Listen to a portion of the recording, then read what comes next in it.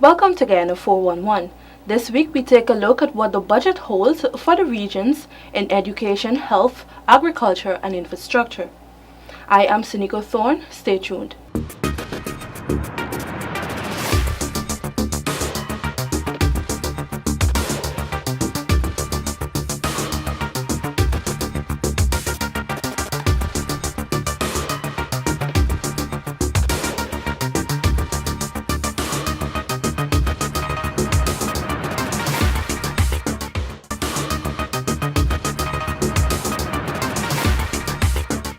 Regional healthcare development has been allocated the sum of $8.26 billion to cater for drug procurement, acquisition of equipment, and construction and rehabilitation of health facilities. Regional locations will no longer be a barrier for Guyanese who require healthcare services. With the passage of $8.26 billion in the National Assembly, healthcare will certainly progress and expand in all 10 administrative regions. This is to ensure that the people of Guyana will be among the healthiest people in the Caribbean and across the Americas, and to ensure that they enjoy a good life. Slated for rehabilitation is the Kumaka Health Center in Region 1.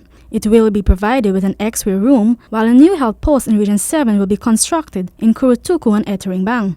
Meanwhile, Chinwing Health Post will be extended and rehabilitated. Microscopes, wheelchairs, oxygen tanks, ECG machines, and an ambulance, among others, will be purchased for Region 8, Pataro Sipiruni. Healthcare centers will be upgraded at Karasabay and Sand Creek Region 9. Prioritizing the investment in health is a key input towards achieving human resource productivity. We will also be addressing chronic diseases, the health of children and lactating and pregnant mothers. In the coastal regions of 2, 3, 4, 5, 6, and 10, an accident emergency unit will be provided at the Oscar Joseph District Hospital, Charity, Region 2.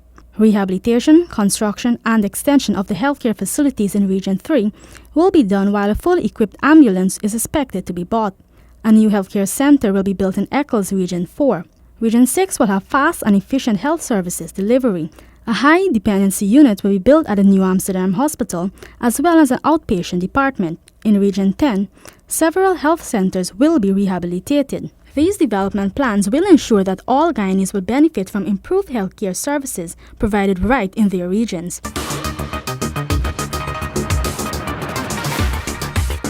Teaching and learning will be enhanced through the 2016 budgetary allocation for the construction, upgrading, and rehabilitation of schools, annexes, and living quarters, the purchases of vehicles, school furniture, and equipment in the regional education programs. To support the delivery of education across the 10 administrative regions, this year's budget provides over $17.83 billion. The list is as follows: $1.3 billion for Region 1, $1.84 billion for Region 2, $2.32 billion for Region 3, $6.64 billion for Region 4, $1.4 billion for Region 5, $2.8 billion for Region 6, $1.16 billion for Region 7, $741.4 million for Region 8, $971.18 million for Region 9, and $1.8 billion for Region 10. The 2016 allocations proposes a further $6 billion for 10 regions. It increases that figure, the 2015 figure, from 26 million to 32 billion, Mr. Speaker, an increase of 23%.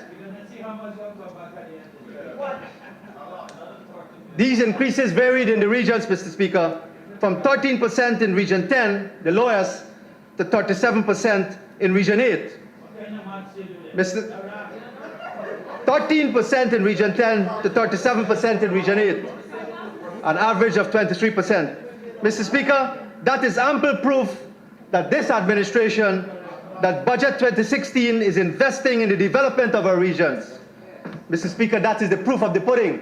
These investments will ensure equal access to quality education for all youths and children in the 10 administrative regions.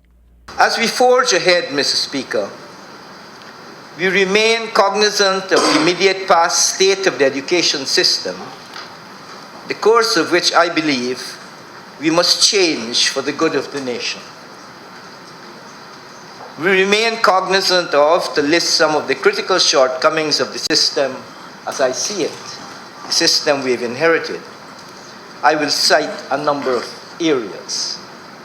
One, I think there has been a neglect of the tertiary education system.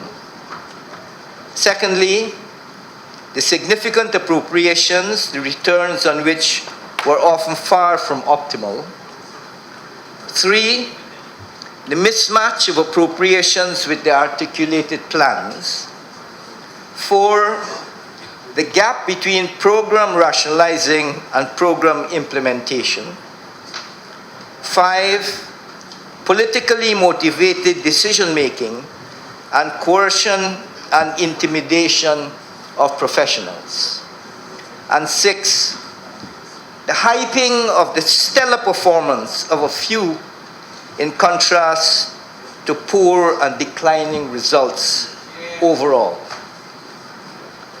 Mr. Speaker, this is not a system we intend to perpetuate. Key interventions are to be made with regards to the Waramuri Secondary School and the Port Kaituma and Matthews Ridge Nursery Schools in Region 1. Interventions will also be made at the Akwini Nursery School, the Aurora Primary School, the Flora and Better Success Nursery Schools, and the Anne Regina and Cottonfield Secondary Schools. Also targeted will be the Potentia Nursery School, Bell West and Zilak Primary, and the Esquibo Islands Secondary School in Region 3. In Region 4, there will be construction of the Eastvale and Grove Nursery Schools, Peters Hall Primary, and the Golden Grove Secondary School. In Region 5, the construction of an annex at number 8 Secondary School, the extension of the Waterloo Nursery, and the rehabilitation of the Rosignol Primary School. Interventions in Region 6 will target the number 36 Village Primary School, the Skeldon Line Path and Maibikiri Secondary Schools, along with the Cumberland Nursery School and the Berbice Educational Institute. Other key projects that will be executed include rehabilitation of the Arrow Primary and Bartik Secondary Schools in Region 7, the completion of the Maikobi Nursery School in Region 8, and in Region 9, the construction of a nursery school at Tabatinga and annexes at Paipang and the Baishandrum Primary Schools. The Mackenzie High School, Christianburg, and Linden Foundation Secondary Schools in Region 10 will also be rehabilitated.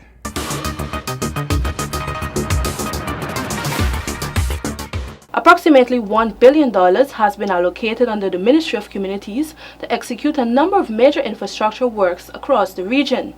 The administration has pledged to foster integration between the coast and hinterland, hence the approval of such a large amount for the regional democratic councils to carry out infrastructural works within their respective regions.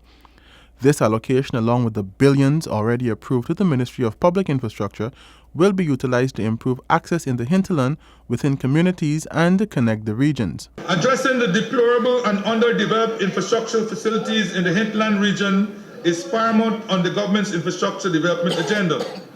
The government will pursue several initiatives in an effort to expand the integration of road networks into our intermediate savannas, thereby helping to bridge the divide between our vast rural and hinterland communities and the coastland. A total of $6.72 billion has been allocated for the improvement of hinterland, rural, and urban community roads in Bartiko, Madio, Aichuni Kokwani, Puruni Itabali, Mabaruma, and Port Kaituma, Boramito, and the Sophia Ring Road, among others. This forms part of government initiative aimed at increasing access to the resources of the hinterland so as to accelerate the country's development. And we know as we go around this country, what we saw in the past, roads being built with no drains. Wow. We're going to change that because we have a competent Ministry of Public Infrastructure. Fresh approach. Fresh approach. The budget for the fiscal year 2016 was prepared based on the government's strategic outlook, which outlines the strategic direction and the program over the next 5 years. Region 1's allocation of $92.1 million will see $35 million being spent to complete and rehabilitate bridges at Hosororo, Papaya, and Arokuro. Additionally, $31 million will be spent to construct roads in Mabaruma and Maruka. An allocation of $46.2 million has been approved for Region 2 to complete and construct bridges and roads at Good Hope and Richmond. Our region will also benefit from construction of bridges, upgrading of road, construction and rehabilitation of river and sea defense. $67 million will be spent on construction and upgrade of road at Regina, Adventure, Henrietta, and Dartmouth. Other regional allocations include $98.3 million for Region 3, $61.4 million for Region 4, $120.5 million for Region 5, $161 million for Region 6, $51.5 million for Region 7, $53.7 million for Region 8, $136.6 million for Region 9, and $208.7 million for Region 10. These allocations will be used to construct and rehabilitate critical bridges and roads within the region. Additionally, sums will be spent to maintain sea and river defense structures in Region 7.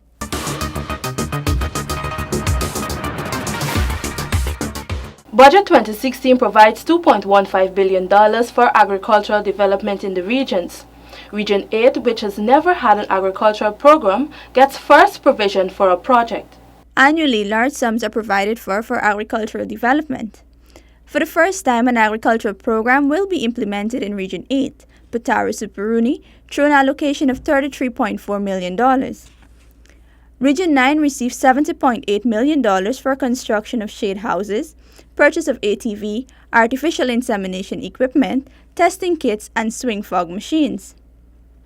Abattoirs at Sand Creek, Aishalton, Anai, and Karasabay are to be rehabilitated and pastures provided. Mr. Chairman, the ATV is to be used by the Extension Officer in Anai. The new pasturage that will be provided for a sum of $4.5 million each would be at Anai in the North Rupununi and Shulinab in South Central to improve the pasturage. There are 5 shade houses that will be constructed under this initiative, at the size of 40 by 20 each, at the locations in St. Ignatius, Karasabay, Anai, Sand Creek, and Aishalton. This will be next to the schools, right? Schools, yes. Yeah. As part of the school program. While not catered for under the regional budget, 4,000 acres of state land in Region 9 will be used to construct an agricultural station.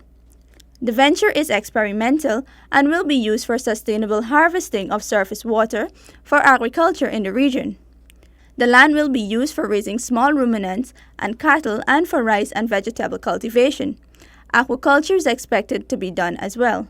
Meanwhile, the coastline regions 2, 3, 4, 5, and 6 will benefit from improved drainage and irrigation, completion of regulators at La Resource, and sluices at Perth, Hampton Court, and Lima. Revetments at Sisters Village, Two Friends, Brickery, and Cane Grove, and at the Mahaica Market will be built. The accesses in Mahaica, Myconia, Barrie area will be repaired, while channels at Fairfield, Broomhall, and Veve will be rehabilitated, along with construction of structures at Metamere, Zorg, and Kashmir. Culverts at Groenveld, along with the revetment and sluice at Boggartsville, will be rehabilitated.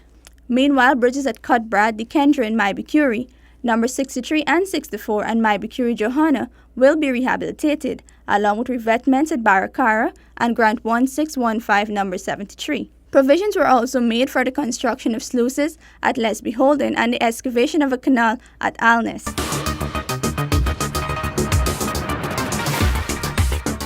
Thanks for watching Guyana 411. Do join us again next week. Remember to contact us on Facebook or YouTube. Do have a happy 46th Republic anniversary. Remember to support the regional activities within your regions.